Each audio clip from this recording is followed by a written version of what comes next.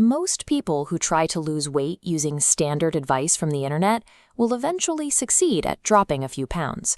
But crossing the finish line to get visible, sharply defined muscle, that is statistically rare. Success at this stage depends on overcoming a specific mathematical blind spot. We are generally terrible at intuitively grasping the exponential function, especially when it applies to our own diets. When you first start out, cutting 300 to 500 calories a day feels entirely manageable. You get a false sense of confidence. You might even think the process is going to be incredibly easy. But just because that deficit is easy to maintain for a day doesn't mean it holds up for months. By week 5 or week 10, the difficulty has compounded silently in the background, and suddenly you are literally dreaming about food. This graph shows how exponential growth works. Think of it like having $1 of credit card debt that grows by 2% every single day. It builds slowly at first, barely registering on your radar. But compound that over 30 or 60 days, and the curve violently arcs upward. Now, if we change the axis to track your own appetite over a 10-week cut, you see the exact same curve. It starts off calm, you might even adjust to the new meals, but you aren't anticipating that mathematical spike waiting for you at the end of the timeline. Surviving that extreme escalation means standard diet advice is no longer going to cut it. You have to discard what works for losing a little weight and adopt a very specific set of psychological survival tricks. The first line of defense actually starts in the grocery store, and it involves completely avoiding a category of heavily marketed foods I like to call protein slop.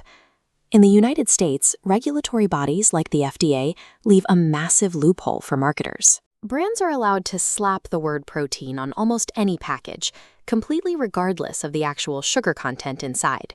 A cereal brand can put a giant heart on the front of the box, tell you it's good for you, and print protein in massive letters, even if the food literally has more sugar than protein by weight.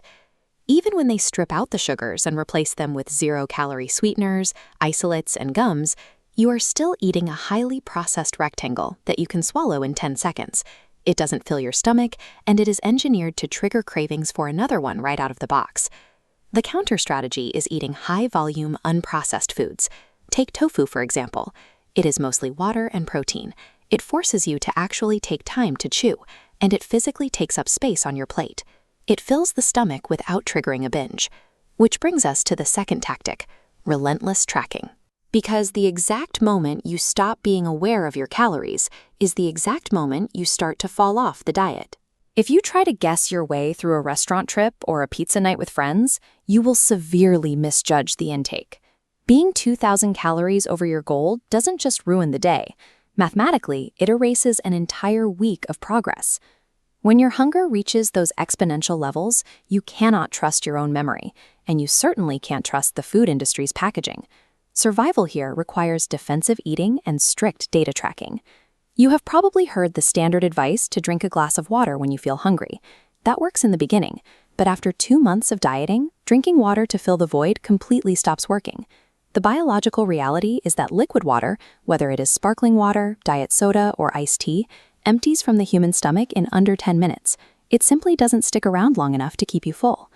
To trick your stomach's stretch receptors for hours at a time, you have to do something else entirely. You have to eat solid water. You need high-volume solid foods that are naturally 85 to 90% water. Cantaloupe, strawberries, blueberries, even potatoes are overwhelmingly made of water, which is why a whole potato is surprisingly low in calories. You can even force this effect by making what is essentially oat soup. If you repeatedly microwave dry oats with extra water, they absorb the liquid and expand massively. You end up with a giant bowl that physically registers in your brain as solid food.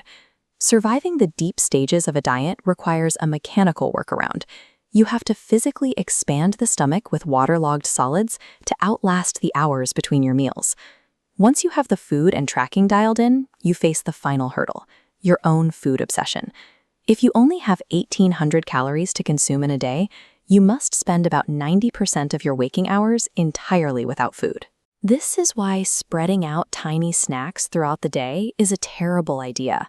Hunger acts like a gate that swings open the moment you start eating, and it won't close until you reach fullness.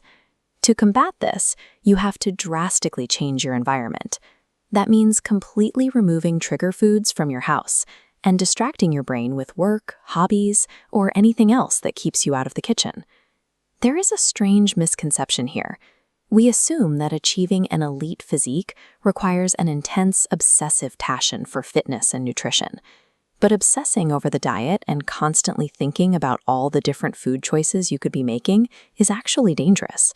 When that exponential hunger kicks in, focusing on food only increases your likelihood of failing. Achieving visible abs is ultimately about removing choices altogether. It is the act of automating a very boring routine, eliminating every opportunity to mess up, and simply waiting out the biological siege with extreme, quiet patience.